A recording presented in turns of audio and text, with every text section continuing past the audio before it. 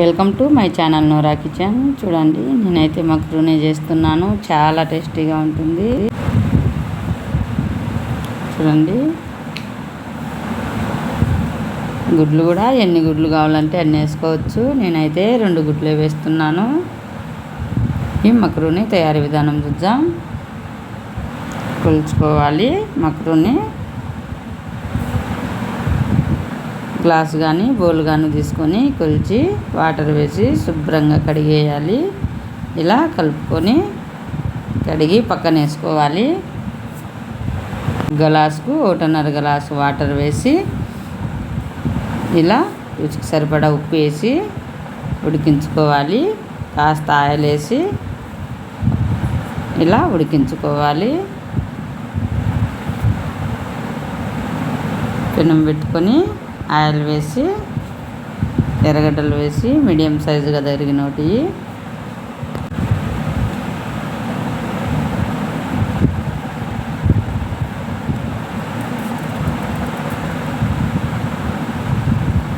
చూడండి, కాస్త మగ్గాయి.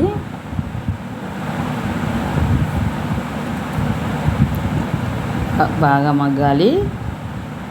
ఇలా మగ్గిన తర్వాత 1 టేబుల్ స్పూన్ అల్లం తెల్లగడ్డ పేస్ట్ వేయాలి. పచ్చి వాసన పోయేట్టుగా వేగాలి.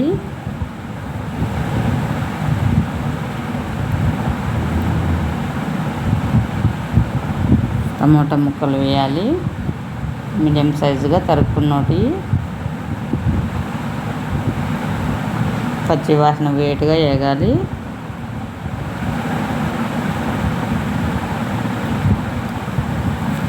నీళ్ళైతే ఎసురు ఉడుకుతున్నాయి. మక్రూనీ వేయాలి.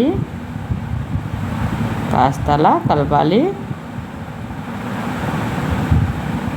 పిల్లోళ్ళు తినేట్టుగా ఉంటే ఇంకా కాస్త నీళ్ళు ఎక్కువ వేసుకునే పర్వాలేదు. బాగా ఉడకాలి. చూడండి, మక్రూనీ అటువైపు ఉడుకుతుంది. 1/2 టీ స్పూన్ కారపొడి వేయాలి. 1/2 టీ స్పూన్ 1 టేబుల్ స్పూన్ ధనియాల పొడి వేయాలి. ఇప్పుడైతే 2 గుడ్లు పగలగొట్టి వేయాలి. కలుపుకోవాలి. ఇలా అలా కలిపుకోవాలి.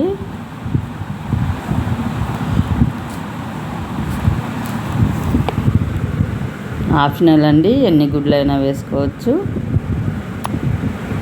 చూడండి, ఉడుకుతున్నాయి మక్రూనీ కూడా.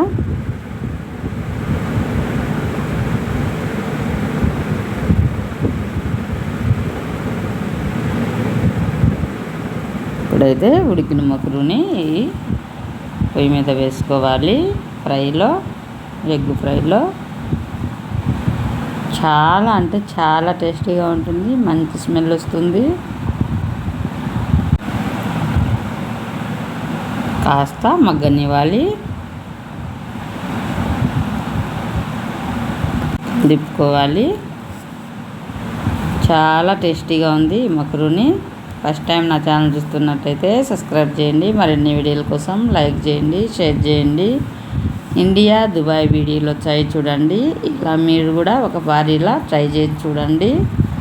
చాలా అంటే చాలా టేస్టీగా ఉంటుంది. చాలా సింపుల్గా అయిపోతుంది. చూడండి, రెడీ అయిపోయింది మక్రూనీ.